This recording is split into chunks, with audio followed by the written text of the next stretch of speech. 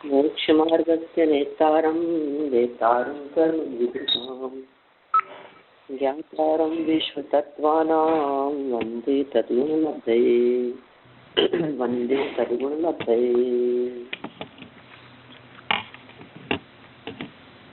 यहाँ तत्वार्थ सूत्र की टीका तत्वार्थ राजवार्तिक नामक ग्रंथ के संदर्भ में अपनी चर्चा चल रही थी और इस संदर्भ में तत्वार्थ सूत्र के पहले ही अध्याय के 22वें सूत्र की हम यहाँ चर्चा कर रहे हैं। अवधि ज्ञान की चर्चा, दो प्रकार के अवधि ज्ञान कहे गए। एक भाव प्रत्यय नाम का अवधि ज्ञान, दूसरा क्षयोपशम के निमित्त से होने वाला अवधि ज्ञान।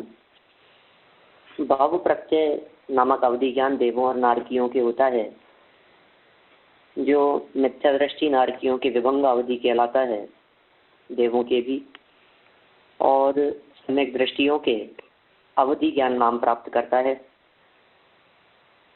भव के निमित्त से होता है, इसलिए वो भव प्रत्यय कहलाता है। और कौन कौन से देवों के द्रव्य क्षेत्र काल भाव की अपेक्षा कितने पदार्थों को जानने का ज्ञान होता है, इसकी चर्चा अपेक्षित विस्तार से यहाँ हम पीछे पढ़ चुके थे। मनुष्यों और त्रियंचियों के होने वाला अवधि ज्ञान क्षयोपशम निमित्तक कहलाता है, जो 6 प्रकार का है। यद्यपि भाव प्रत्यय नामक अवधि ज्ञान भी क्षयोपशम के निमित्त से होता है, क्योंकि यदि वो क्षयोपशम के निमित्त से न हुए तो सभी जीवों के समान अवधि ज्ञान होना चाहिए। सभी देवों के और सभी नारकियों के समान अवधि ज्ञान होना चाहिए। तो ऐसा तो होता नहीं है, सभी देवों के समान नहीं है, सभी नारकियों के समान नहीं है, तो किसके कितना है? जिसके जितना क्षयोपशम है। तो फिर नारकियों के और देवों के भी जब क्षयोपशम के निमित्त से होता है तो भाव प्रत्यय नाम क्यों दिया? इसलिए दिया क्योंकि भाव के निमित्त से प्रत्येक जीव के होता है अवधि ज्ञान, प्रत्येक देव के अवधि ज्ञान होता है, और इसी प्रकार प्रत्येक नारकी के भी अवधि ज्ञान होता है। इसलिए भाव प्रत्यय शब्द का प्रयोग किया है। फिर कहा क्षयोपशम के निमित्त से मनुष्यों और त्रियंचियों के भी होता है और देवों और नारकियों के भी होता है। तो मनुष्यों और त्रियंचियों के भी भाव प्रत्यय कह देते कि नहीं, मनुष्यों और त्रियंचियों में भाव के निमित्त से नहीं होता, यहाँ सिर्फ क्षयोपशम के निमित्त से ही होता है। कितने प्रकार के इसके भेद हैं? तो 6 प्रकार के भेद हैं। 6 के नाम और 6 प्रकारों की बहुत संक्षिप्त चर्चा हम यहाँ पिछला जो अपना स्वाध्याय हुआ था उस दिन कर चुके थे। देखिए आप पेज नंबर 321। कुछ पूछना है आपको? हाँ पंडित जी, वो जो आप बोले कि देव और नारकी को तो वो तो नियम से होता ही है, लेकिन मनुष्य और तिर्यंच में वो कोई नियम नहीं होता है, वहाँ ज्ञान से होता है। हाँ, देवों और नारकियों को जो नियम से होता है, वो नियम जिस चीज के लिए है वो है भाव प्रत्यय, और लेकिन भाव प्रत्यय होते हुए भी उसमें क्षयोपशम का भी निमित्त है। ऐसा नहीं है कि देवों और नारकियों के क्षयोपशम नहीं होता हो, उनके भी क्षयोपशम से अवधि ज्ञान होता है। क्योंकि ऐसा कह सकते हैं देवों और नारकियों के होने वाला भाव प्रत्यय अवधि ज्ञान में भी क्षयोपशम का निमित्त बना रहता है, बराबर। उनके भाव प्रत्यय अवधि ज्ञान में भी क्षयोपशम साथ में रहता है, क्षयोपशम का निमित्त रहता है। क्षयोपशम की वजह से उनका भाव प्रत्यय अवधि ज्ञान भी हीनाधिक, किसी के कम किसी के ज्यादा, ऐसा होता रहता है। जबकि मनुष्यों और त्रियंचियों के भाव प्रत्यय तो नहीं होता, अकेला गुण प्रत्यय ही होता है, जो कि क्षयोपशम के निमित्त से होता है। ठीक है। फिर इसके हीयमान, वर्धमान, अवस्थित, अनवस्थित, अनुगामी, अनुगामी, इस तरह 6 भेद किए और 6 ही भेदों की अत्यंत सुंदर व्याख्या बहुत संक्षिप्त एक एक लाइन में उनके उदाहरण प्रस्तुत करते हुए जो यहाँ की थी अपने आप में बहुत मार्मिक थी। अनुगामी, अननुगामी, वर्धमान, हीयमान, अवस्थित और अनवस्थित, ये तो हो गए कुल 6 भेद। सूर्य प्रकाश की तरह पीछे पीछे तक चले, ठीक है ना, वो अनुगामी। अननुगामी मूर्ख के प्रश्न की तरह है, ठीक है। इसी तरह से वर्धमान जो बढ़ता रहे, जंगल में लगी हुई अग्नि की तरह बढ़ती जाए, उसका नाम वर्धमान। और ईंधन रहित अग्नि की तरह हीयमान, जैसे कि तैसे रहे, वो न घटे न बढ़े, उसे कहते हैं अवस्थित। शरीर में तिलाधिक चिन्हों की तरह। और अनवस्थित, वायु से प्रभावित जल की लहरों के समान घटती बढ़ती, कभी घटे कभी बढ़े, ठीक है ना, वो अनवस्थित। इस तरह से यहाँ 6 भेदों की चर्चा अपन कर चुके थे। दूसरे प्रकार से अवधि ज्ञान के भेद और मिलते हैं। वे कौन से हैं? यद्यपि नामों की चर्चा हम पहले कर चुके हैं,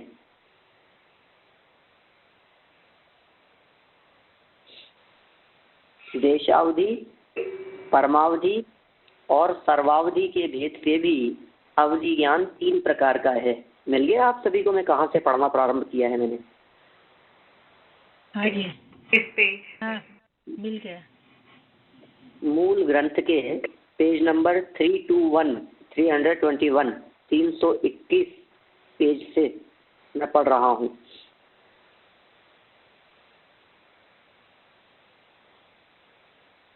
बीच में पैराग्राफ है। देशावधि, परमावधि और सर्वावधि के भेद से अवधि ज्ञान 3 प्रकार का है।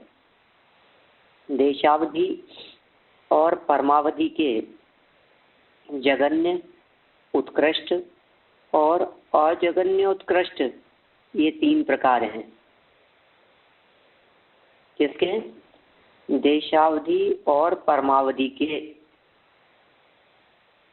क्या क्या भेद हैं?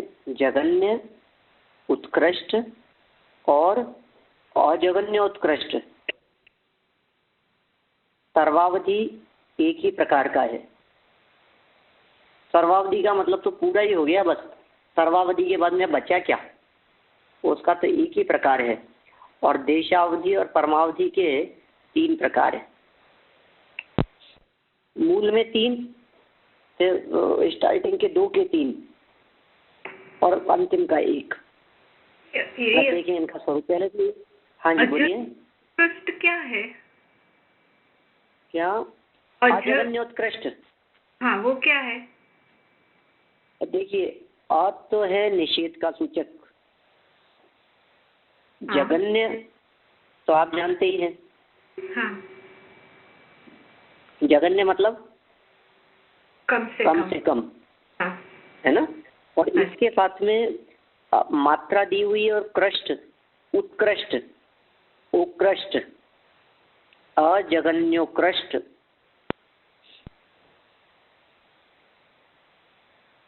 अजगन्योत्कृष्ट, अजगन्य और अउत्कृष्ट, जो जगन्य भी नहीं है और उत्कृष्ट भी नहीं है, माने मध्यम। नहीं समझ में? ये तो शैली है शब्दों के प्रतिपादन करने की, कौन से शब्द का प्रयोग किया जाए। हम लोग नहीं पढ़ते हैं गुणस्थान विवेचन में, इस गुणस्थान का जगन्य काल कितना है, उत्कृष्ट काल कितना है और मध्यम काल कितना है। मध्यम बीच में आता है हमेशा, लेकिन ये लास्ट में आया यहाँ पे। हाँ कोई बात नहीं, मध्य बीच की ही बात है यहाँ। अजगन्योत्कृष्ट में मध्यम, ऐसा। तो देशावधि और परमावधि के जगन्य, उत्कृष्ट और मध्यम, ये 3 प्रकार है। जगन्य, मध्यम, उत्कृष्ट। और सर्वावधि का एक ही प्रकार है, क्योंकि उससे अधिक न उसमें कुछ कम होता है, कम होगा तो फिर सर्वावधि कैसे रहेगा, और उससे अधिक भी कुछ और नहीं हो सकता, क्योंकि सर्वावधि का मतलब ही यही है कि सब कुछ आ गया है। जिस अवधि में, जिस मर्यादा में, जिस अवधि ज्ञान में सब कुछ आ गया है, सब कुछ समाहित हो गया है, उस अवधि ज्ञान का नाम है सर्वावधि ज्ञान।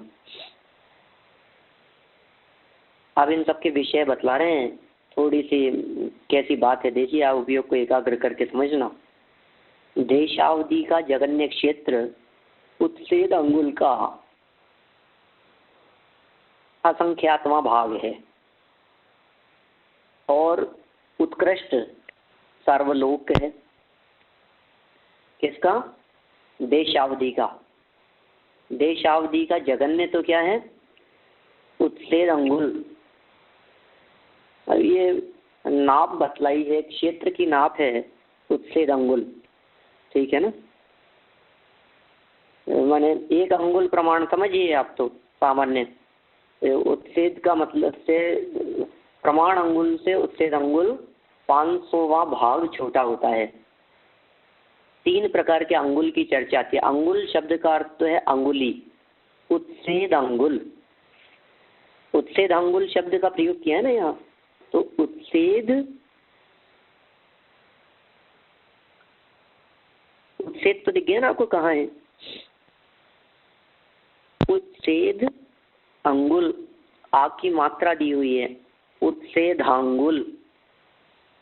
अंगुल का मतलब है उंगली, अंगुली की नाप अपनी जो है उसकी बात है। और एक होता है आत्मांगुल और एक होता है प्रमाण अंगुल। 3 प्रकार के अंगुलों की चर्चा आती है करणानुयोग के ग्रंथों में। देशावधि का जगन्य क्षेत्र उत्सेद अंगुल का असंख्यातवां भाग है, और बहुत अल्प है, मिनिमम इतना तो देशावधि, इतना तो जाने गई। और उत्कृष्ट क्षेत्र सर्वलोक है। मध्यम क्षेत्र जगन्य और उत्कृष्ट के बीच का असंख्यात प्रकार का है। ये हो गया देशावधि के संदर्भ में बात। फिर परमावधि का, उसकी क्या स्थिति है? तो परमावधि का जगन्य क्षेत्र एक प्रदेश अधिक लोक प्रमाण है, और उत्कृष्ट असंख्यात लोक प्रमाण है। ये उसका परमावधि का क्षेत्र हो गया। कम से कम तो मतलब उससे ज्यादा है, समझिए आप। देशावधि का क्षेत्र कितना था? सर्वलोक। और परमावधि का क्षेत्र कितना है? लोक से एक प्रदेश अधिक। और कितना? उत्कृष्ट कितना है? असंख्यात लोक प्रमाण। मध्यम के विकल्प अजगन्योत्कृष्ट क्षेत्र हैं। वही मध्यम के विकल्प क्या होंगे? उससे अधिक, जगन्य से अधिक और उत्कृष्ट से कम।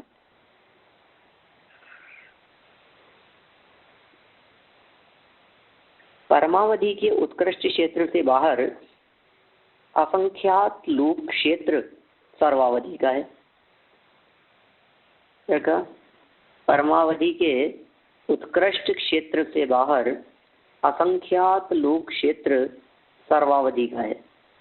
उपयुक्त अनुगामी आदि 6 वेदों के साथ प्रतिपाती अर्थात बिजली की चमक की तरह है, विनाशशील बीच में ही छूटने वाला, ये तो हो गया प्रतिपाती।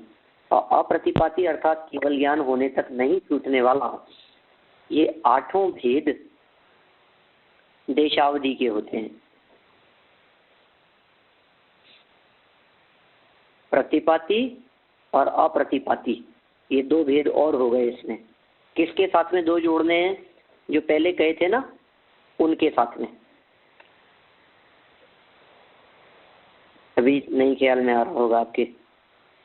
पहले अभी अपन देशावधि की बात करते हैं, पहले परमावधि पढ़ लेते हैं आगे। परमावधि हीयमान और प्रतिपाती नहीं होती। परमावधि कैसी? हीयमान नहीं होती प्रतिपाती नहीं होती। इस तरह से 6 भेद हो जाएंगे परमावधि के। और सर्वावधि के अवस्थित, अनुगामी, अननुगामी और अप्रतिपाती, ये 4 ही भेद होते हैं। सर्वावधि के 4 भेद होंगे। तो आप देखिए, टोटल करें, देखें, देशावधि के कितने भेद हो गए? 8 भेद। परमावधि के 6 भेद और सर्वावधि के 4 भेद। ख्याल में आई? थोड़ी कठिन लग रही? हाँ, इसको बोलिए, पहले आप बोलिए क्या कह रहे हैं। सर्वावधि का वैसे भावलिंगी मुनि को ही हो सकता है ना? हाँ बिल्कुल, उसमें तो कोई बाधा ही नहीं है, सही है बात। देखिए, हम यहाँ ये कहना चाह रहे हैं, इस पूरे विषय को और ये जो भेद प्रभेद यहाँ बतलाए गए हैं, इनको आप भिन्न भिन्न प्रकार के चार्ट बना करके देखिए, तो आपके बात ख्याल में आएगी। मैंने बिना चार्ट बनाए हुए यदि आप उसको देखने की, समझने की कोशिश करें, वो बैठेगी नहीं वो बात ख्याल में, क्या स्थिति है। जैसे आप सबसे पहले लिखें अवधि ज्ञान, फिर उसके 3 भेद लिखें, देशावधि, दूसरा परमावधि, फिर तीसरा सर्वावधि। फिर देशावधि के भेद बनाएं। देशावधि के भेद बनाएंगे तो कितने भेद बनेंगे? देशावधि के भेद बनाइए, अनुगामी, अननुगामी, वर्धमान, ह्रियमान, अवस्थित, अनवस्थित और प्रतिपाती, अप्रतिपाती। ये 8 भेद हो जाएंगे देशावधि के। ठीक है। परमावधि के भेद बनाओ, तो ये जो 8 थे ना, इन 8 में से 2 कम हो जाएंगे, ह्रियमान भी नहीं होता और प्रतिपाती भी नहीं होता। इसका मतलब समझ लीजिए एक और विशेष बात यहाँ, प्रतिपाती नहीं होता का मतलब देशावधि तो होकर के छूट भी जाता है, परमावधि और सर्वावधि, ये दोनों जो ज्ञान है ये केवल ज्ञान होने तक साथ जाते हैं। माने एक बार प्रकट हो जाने के बाद में छूटते ही नहीं। परमावधि और सर्वावधि ज्ञान एक बार हो जाने के बाद में छूटते नहीं है। ह्रियमान भी नहीं होगा परमावधि, ह्रियमान मतलब घटेगा भी नहीं, और प्रतिपाती भी नहीं होता, माने छूटेगा भी नहीं। और सर्वावधि के तो 4 प्रकार इन्होंने गिनाई दिए। सर्वावधि क्या कहते हैं? स्थिर रहेगा। अवस्थित का मतलब स्थिर रहेगा। अनुगामी का मतलब साथ में जाए, और अननुगामी और अप्रतिपाती, ये 4 ही भेद हैं। अब इनमें किसके कौन सा है? सर्वावधि ज्ञान यदि किसी व्यक्ति के है तो वो अवस्थित है तो स्थिर रहेगा, वो सर्वावधि यदि अनुगामी है तो साथ साथ में जाएगा, और सर्वावधि अननुगामी है तो साथ में नहीं जाएगा, और सर्वावधि यदि अप्रतिपाती वाला है, ठीक है ना, तो समझ लीजिए केवल ज्ञान होने तक छूटेगा नहीं। माने ये इसके भेद हैं। ये भेद का मतलब इनमें से किसी के भी कोई भी हो सकता है। इस तरह से अपन ये ले सकते हैं कि परमावधि जो है, ये परमावधि प्रतिपाती नहीं होता। प्रतिपाती नहीं होता का मतलब बिजली की चमक की तरह विनाशशील, बीच में ही छूटने वाला नहीं है। और अप्रतिपाती का अर्थ केवल ज्ञान होने तक नहीं छूटने वाला।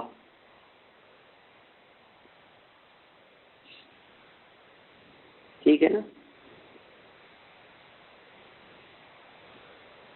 बढ़े आगे। अब इनके विषय को बतलाया है। विषय थोड़ा सा अजीबोगरीब ढंग से है, कुछ नई नई अलग अलग तरह की बातें हैं। अब वो करना योग का विषय है। देखिए, पढ़ लेते हैं एक बार अपन। इतनी बात तो समझ में आ गई ना सब, किसके कितने चार्ट भी बना सकते हैं आप लोग। एक के 8 भेद होंगे, दूसरे के 6 भेद होंगे, और तीसरे के 4 भेद होंगे। तो 8 और 14 और 4 18 प्रकार के हो गए कुल मिलाकर के अवधि ज्ञान।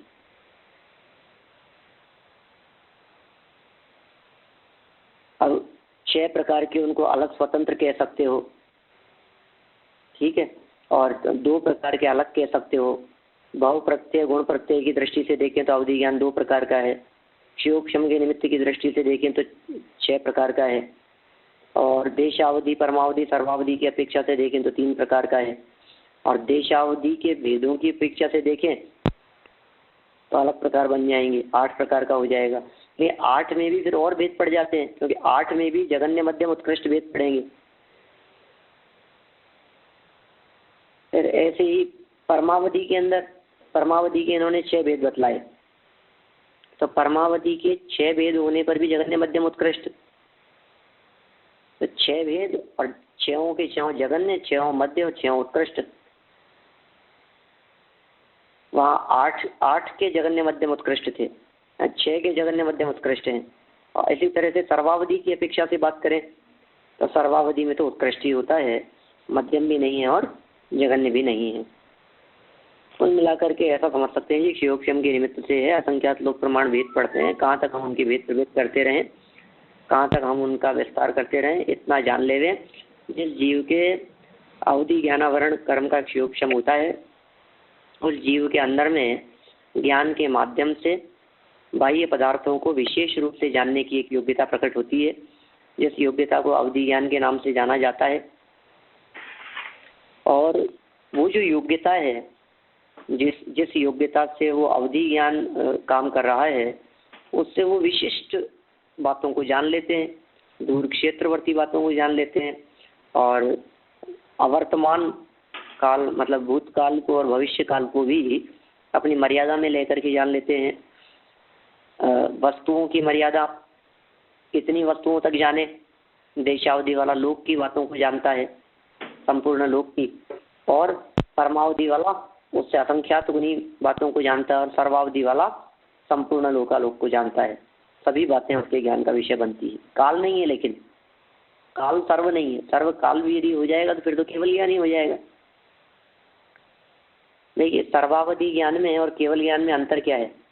सर्वावधि ज्ञान का विषय भी संपूर्ण लोक है। सर्वावधि ज्ञान का विषय क्या है, कितना है? असंख्यात लोक क्षेत्र, संपूर्ण, मतलब परमावधि के उत्कृष्ट क्षेत्र से बाहर जितना असंख्यात लोक क्षेत्र है, सब सर्वावधि का विषय है। इसका मतलब सर्वावधि के ज्ञान से कुछ भी नहीं छूटा हुआ है, सब आ गया उसके ज्ञान में कि हाँ सब आ गया। तो फिर तो केवल ज्ञान में और उसमें क्या अंतर रहा? अंतर काल की अपेक्षा से है, भाव की अपेक्षा से है। ठीक है ना? सर्व क्षेत्र स्वावधि ज्ञान का विषय हो गया सर्वावधि का, लेकिन सर्व काल नहीं।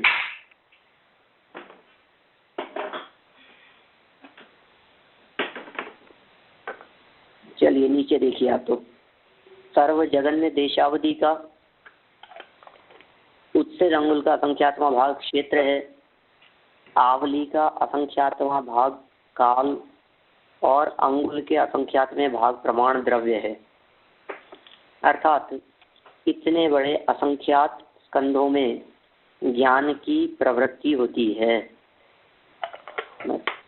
वह विषय स्कंद के अनेक रूपादि भाव हैं, एक जीव के प्रदेशोत्तर क्षेत्र वृद्धि नहीं होती।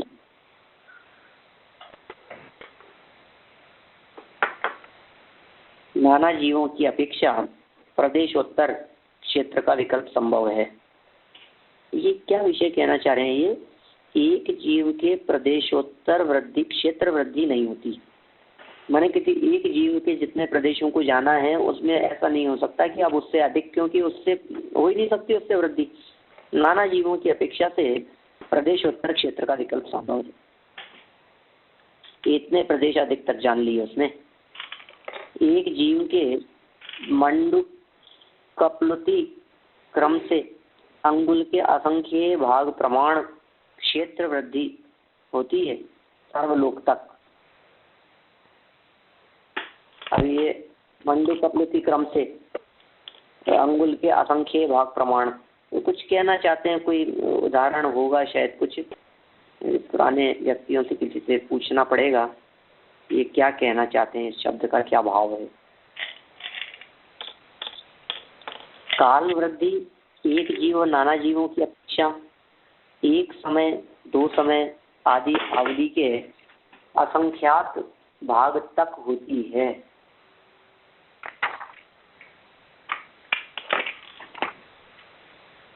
क्षेत्र द्रव्य क्षेत्र और काल की वृद्धि, असंख्यात भाग वृद्धि, संख्यात भाग वृद्धि, संख्यात गुण वृद्धि और असंख्यात गुण वृद्धि, इन 4 प्रकारों से होती है।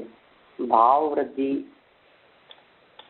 अनंत भाव वृद्धि, भाग वृद्धि, असंख्यात भाग वृद्धि, संख्यात भाग वृद्धि, संख्यात गुण वृद्धि, असंख्यात गुण वृद्धि और अनंत गुण वृद्धि मिलाकर 6 प्रकारों से होती है। हानि भी इसी क्रम से होती है। इसी को षट गुणी हानि वृद्धि कहा जाता है। 6 प्रकार की है ना, ये 6 प्रकार से गुणित करते हुए वृद्धि की बात कही यहाँ। इसी प्रकार से 6 ही विभाग करते हुए हानि की बात करना। तो षट गुणी हानि और षट गुणी वृद्धि, षट गुणी हानि वृद्धि, इसका कोई स्पष्ट उल्लेख या कोई और इस विषय के संदर्भ में क्लैरिफिकेशन कहीं किसी जगह पर अवेलेबल नहीं होता, इसलिए बस नाम उल्लेख है और जानता है, बढ़ता है, बढ़ता रहता है, इस क्रम से बढ़ता है, क्षेत्र बढ़ता चला जाता है, काल बढ़ता चला जाता है, भाव बढ़ता चला जाता है।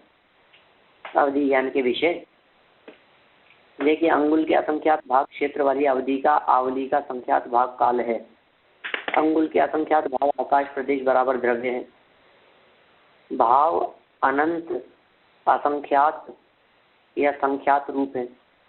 अंगुल प्रमाण क्षेत्र वाली अवधि का कुछ कम आवली प्रमाण काल है।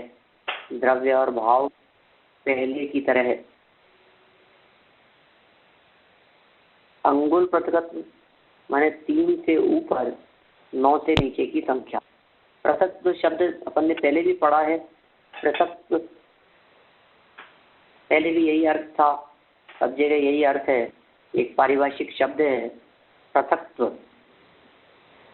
अभी तो पढ़ा था अपन ने, 2-3 दिन पहले की बात है, सब पढ़ा है।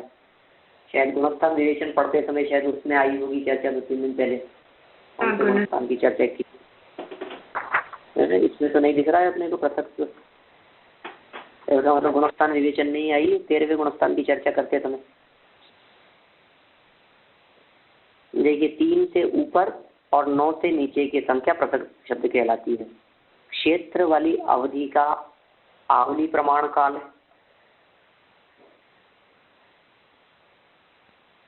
एक हाथ क्षेत्र वाली अवधि का आवली पृथकत्व काल है। एक गव्यति प्रमाण क्षेत्र वाली अवधि का कुछ अधिक उच्छ्वास प्रमाण काल है। योजन मात्र क्षेत्र वाली अवधि का अंतर्मुहूर्त काल है। 25 योजन क्षेत्र वाली अवधि का कुछ कम 1 दिन काल है। भरत क्षेत्र प्रमाण वाली अवधि का आधा माह काल है। जम्बू द्वीप प्रमाण क्षेत्र वाली अवधि का कुछ अधिक 1 माह काल है। मनुष्य लोक प्रमाण क्षेत्र वाली अवधि का 1 वर्ष काल है। रुचक द्वीप प्रमाण क्षेत्र वाली अवधि का संवत्सर पृथकत्व काल है। संख्यात द्वीप समुद्र प्रमाण वाली अवधि का संख्यात वर्ष काल है। असंख्यात द्वीप समुद्र प्रमाण क्षेत्र वाली अवधि का असंख्यात वर्ष काल है। इस तरह तिर्यंच और मनुष्यों की मध्य देशावधि के द्रव्य क्षेत्र काल आदि है। ये बात कितने समय रहता है अवधि ज्ञान, ऐसी बात है ये सब? ये सब आपने ये पढ़ा इसमें, तो ये सब इतने तक अवधि ज्ञान रहता है, इसके काल की बात है ना? क्या समझ में नहीं आई? नहीं, देखिए आप, ऐसा नहीं है इतने समय तक रहता है, नहीं, इतने समय तक की बात को जान सकता है।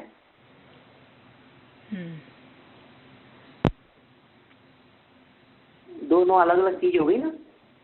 हाँ जी, अभी समझ। ये अवधि ज्ञान इतने टाइम के लिए रहेगा और ये अवधि ज्ञान इतनी बात को, इतने काल तक की बात को जान सकेगा। हाँ, तो इतने काल के समय की इतने समय की बात को जान सकेगा, ये ऐसी बात है ना, इतने समय की बात को जान सकेगा, ऐसा अर्थ है इसका। ठीक है, क्योंकि एक्चुअल में ये जो प्रतिपादन चल रहा है, एक बार कंसेप्ट समझ लेने क्या है। ये जो प्रतिपादन चल रहा है, ये चल रहा है अवधि ज्ञान द्रव्य क्षेत्र काल भाव की मर्यादा लेकर के जानता है। ये तो मूल बात है। अब प्रश्न किया कि अवधि ज्ञान यदि द्रव्य क्षेत्र काल भाव की मर्यादा से जानता है तो द्रव्य की मर्यादा कितनी होती है? अवधि ज्ञान कितने द्रव्य को जान पाएगा? अवधि ज्ञान कितने क्षेत्र को जान पाएगा? अवधि ज्ञान कितने काल तक की बात को जान पाएगा? समझ में बात? कितने काल तक की बात को जान पाएगा? तो कहा भैया जितने क्षेत्र का उसका अवधि ज्ञान है, मान लीजिए क्षयोपशम के निमित्त से एक हाथ प्रमाण क्षेत्र तक को जानने का उसका अवधि ज्ञान का वो है, तो कहा उस बात को वो आवली पृथकत्व काल तक जान लेगा उस क्षेत्र की बातों को। जितना क्षेत्र अधिक होता चला जाता है उतना ही अधिक काल तक की बातों को जान सके, ऐसी सामर्थ्य भी बढ़ती चली जाती है। जैसे समझ लीजिए 25 योजन क्षेत्र वाली अवधि है, किसी को ऐसा अवधि ज्ञान है जो जिसका प्रमाण, क्षेत्र का प्रमाण 25 योजन का है। अब 25 योजन उस क्षेत्र को की बातों को जान सकता है, लेकिन कितना काल है उसका? ये कुछ कम 1 दिन काल है। कुछ कम 1 दिन तक की बातों को उस 25 योजन क्षेत्र के अंदर आगे पीछे जान सकता है। 1 दिन बाद 25 योजन तक के लोगों के बारे में कह सके 1 दिन बाद में क्या होगा, 1 दिन पहले तक की बात बतला दे। ऐसे बढ़ते बढ़ते चर्चा की। जैसे भरत क्षेत्र वालों की बात कही तो 15 दिन की बात कही, 15 दिन आगे तक की बात को बतला देगा पूरे भरत क्षेत्र में। जम्बूद्वीप प्रमाण है उस अवधि ज्ञान का क्षेत्र, 1 महीने आगे क्या होने वाला है, 1 महीने पहले क्या हुआ था, पूरे जम्बूद्वीप के अंदर कोई भी व्यक्ति किसी भी व्यक्ति के बारे में महीने भर पीछे की और महीने भर आगे तक की घटनाओं के बारे में जानकारी लेना चाहें तो उनका अवधि ज्ञान बिल्कुल बराबर होगा। और 2.5 द्वीप वाली मनुष्य लोग की यदि बात करें तो ये 1 साल तक का हो सकता है। ठीक है ना, इस तरह से अपन ने यहाँ पढ़ दिया है। अभी इसको दूसरा प्रकार जो आप कह रहे हैं वैसा भी अपन लगाने की भी चेष्टा करें, लेकिन वो बात सटीक नहीं बैठती है। वो बात थोड़ी सी प्रबल नहीं लग रही अपने को कि वो अंतर, और हो भी सकती है, उसमें भी कोई बाधा नहीं है। दूसरे प्रकार का अर्थ भी लगाया जा सकता है। जो 2 प्रकार के अर्थ अपने को ख्याल में आ रहे हैं प्रकरण की दृष्टि से, तो यही अर्थ होना चाहिए जो मैंने अभी आपको क्लियर करके बतलाया है। दूसरे प्रकार का अर्थ मानने में भी मुझे किसी प्रकार की कोई आपत्ति नहीं लग रही। दूसरे प्रकार का अर्थ होता है कि यह अवधि ज्ञान कितने काल तक रहेगा। तो कोई अवधि ज्ञान 15 दिन तक रहता है, कोई अवधि ज्ञान 25 दिन तक रहेगा, कोई अवधि ज्ञान 6 महीने तक रहेगा, कोई अवधि ज्ञान आधे महीने तक रहेगा। ठीक है ना, इस तरह से वो अवधि ज्ञान कितने समय तक रहे, यह भी एक अर्थ लगाया जा सकता है। लेकिन ये ज़्यादा उचित प्रतीत नहीं होता, क्योंकि फिर क्रियमान, वर्धमान, अवस्थित, अनवस्थित, अनुगामी, अनुगामी, प्रतिपाती, अप्रतिपाती, साथ में जाने वाला, नहीं जाने वाला, फिर उनमें क्षेत्र की बात बैठेगी नहीं, तो गड़बड़ हो जाएगी। हाँ जी, ठीक है ना। मतलब ईमान वर्धमान है किसी के, तो वो ईमान मतलब घटता जा रहा है, तो अब इसके साथ में नहीं बैठेगी ना, फिर वो क्षेत्र के साथ में वो संगति नहीं बैठेगी उसकी। वर्धमान है, यदि वो बढ़ता जा रहा है तो फिर वो क्षेत्र भी बढ़ रहा है क्या, फिर उसका क्या होगा। यहाँ तो बतला दिया जिस जीव का अवधि ज्ञान इतने क्षेत्र की बात को जानने का होता है उसके अवधि ज्ञान के काल की मर्यादा इतनी होती है। माने काल की कितनी मर्यादा होगी, तो क्षेत्र की मर्यादा की तुलना में काल की मर्यादा होती है। जैसे पीछे क्षेत्र की बहुत चर्चा की है, देशावधि के अंदर भी क्षेत्र की बात कही, धर्मावधि में भी क्षेत्र की बात कही, सर्वावधि में भी क्षेत्र की बात कही। देशावधि वाले का क्षेत्र इन्होंने बतलाया, उत्कृष्ट क्षेत्र बतलाया, संपूर्ण लोक, आलोक नहीं, सिर्फ लोक देशावधि का। उत्कृष्ट क्षेत्र। और जगन्य कितना था? तो अंगुल के असंख्यात में भाग। तो अगर जिसका जितना क्षेत्र होगा, अब जिसका क्षेत्र संबंधी क्षयोपशम जितना होगा तदनुसार ही उसका काल संबंधी क्षयोपशम भी होगा, उसी के प्रमाण में। और जो भवांतर है वो किसको होता है? भवांतर अवधि, भवांतर अब इसको होता है तो कैसे कह सकते हैं अपन। बाकी तीर्थंकर आदि जीवों के तो विशेष रूप से दिखता ही है अपने को, पिछले जन्म में थे तो वहां से लेकर के आए हैं साथ में। उनके तो मति ज्ञान, श्रुति ज्ञान और अवधि ज्ञान तीनों ही ज्ञान सम्यक जो हैं गर्भ अवस्था में भी, वो पिछले जन्मों से साथ में आए। और यदि वे तीर्थंकर के जीव तीर्थंकर प्रकृति बांधने के बाद में नवीन भाव धारण करेंगे तब भी उनको साथ में ही जाएंगे। जन्म से मति श्रुत अवधि ज्ञान के धारी होना ये भी तो उनका एक अतिशय ही है तीर्थंकर आदि का। देखिए आगे पढ़ते हैं अपन। तिर्यंचों की उत्कृष्ट देशावधि का क्षेत्र असंख्यात द्वीप समुद्र, काल असंख्यात वर्ष और तेज शरीर प्रमाण द्रव्य है। अर्थात वह असंख्यात द्वीप समुद्र प्रमाण आकाश प्रदेशों से परिमित समस्त तेजो द्रव्य वर्गणा से रचे गए अनंत प्रदेशी स्कंदों को जानता है। भाव पहले की तरह है। तिर्यंचों और मनुष्यों के जगन्य देशावधि होता है।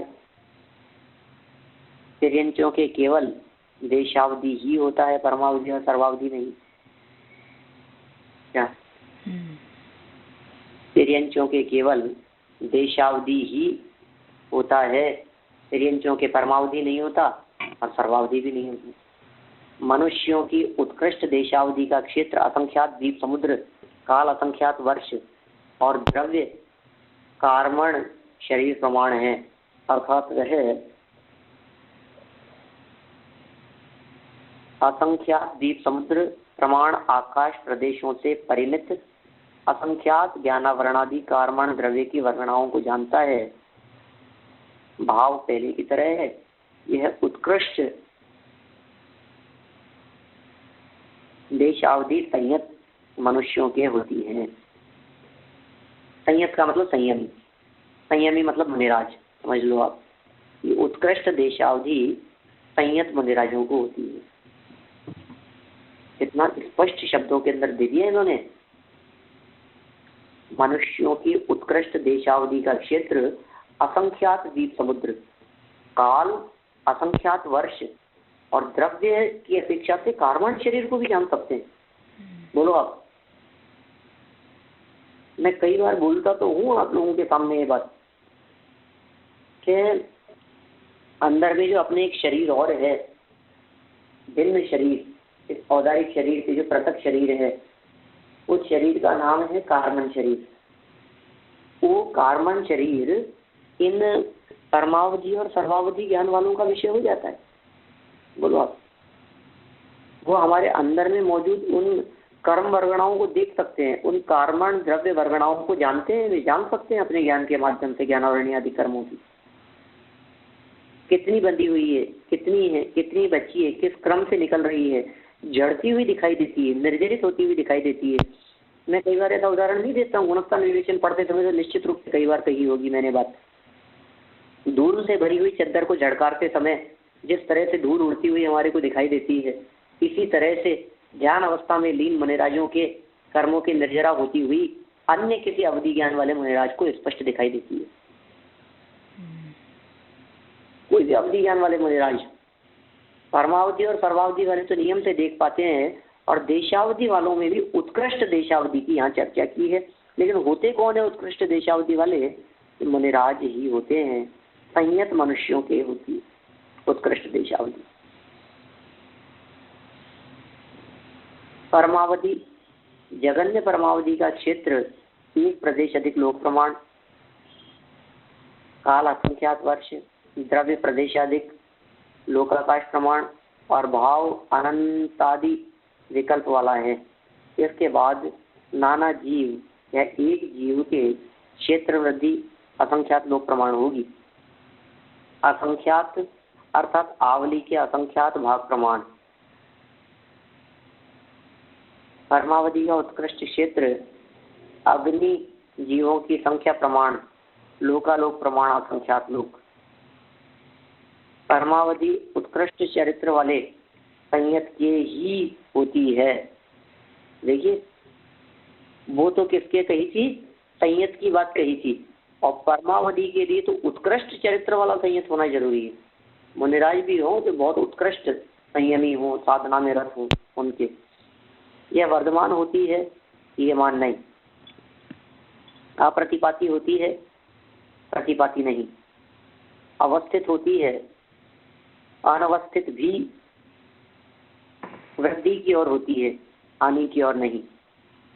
इस पर्याय में क्षेत्रांतर में साथ जाने से अनुगामी होती है, परलोक में नहीं जाती इसलिए अननुगामी भी होती है।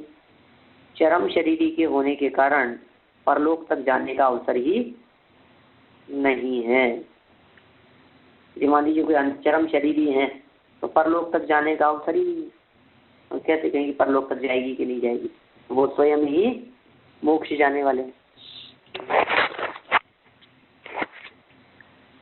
देखिए और छोटे छोटे पैराग्राफ और हैं, अपन इसको संपन्न कर देते हैं, फिर कल मने पर ये पढ़ेंगे। सर्वावधि असंख्यात लोक से गुणित उत्कृष्ट परमावधि का क्षेत्र सर्वावधि का क्षेत्र है।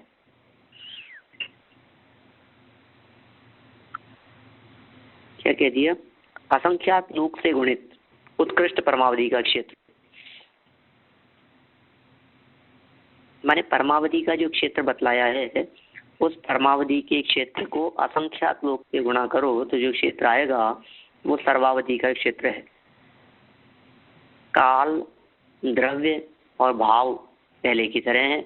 यह सर्वावधि न तो वर्धमान होता है, न हीयमान, न अनवस्थित और न प्रतिपाती।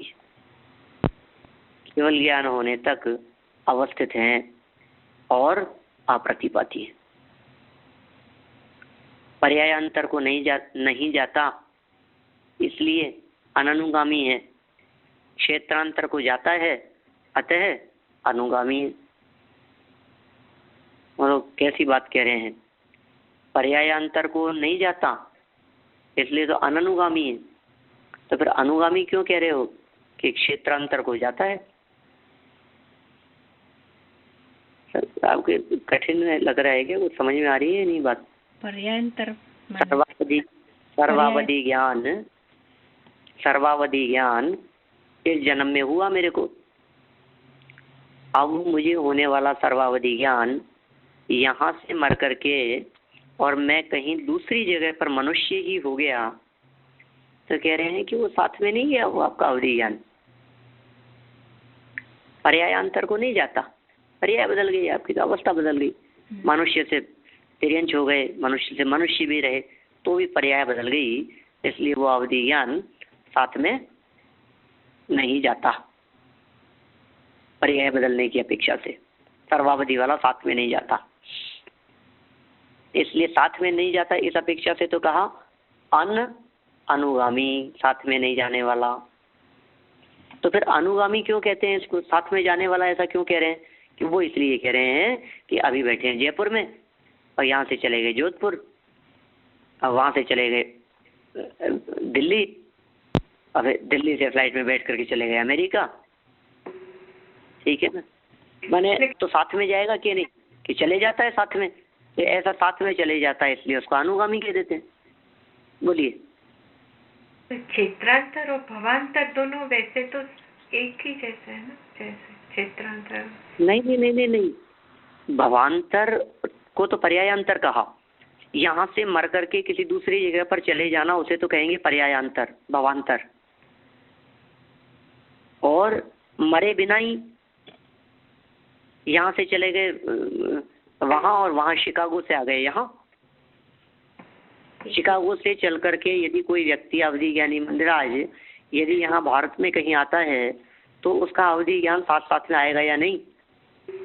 क्या आएगा साथ साथ में? तो वो साथ साथ में आएगा तो उसे क्या कहेंगे? अनुगामी। साथ साथ में रहने वाला।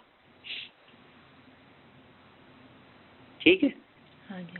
परमावधि का देशावधि में अंतर्भाव करके देशावधि और सर्वावधि ये दो भेद भी अवधि ज्ञान के होते हैं। चलिए और 1 मिनट। ऊपर कही गई वृद्धियों में जब काल वृद्धि होती है तब चारों की वृद्धि निश्चित है, पर क्षेत्र वृद्धि होने पर काल वृद्धि बाह्य है, अर्थात हो भी और न भी हो। भाव वृद्धि होने पर द्रव्य वृद्धि नियत है, पर क्षेत्र और काल वृद्धि बाह्य है। बाह्य का मतलब विकल्प से है, हो भी और नहीं भी हो, ऐसा उसका नाम है बाह्य।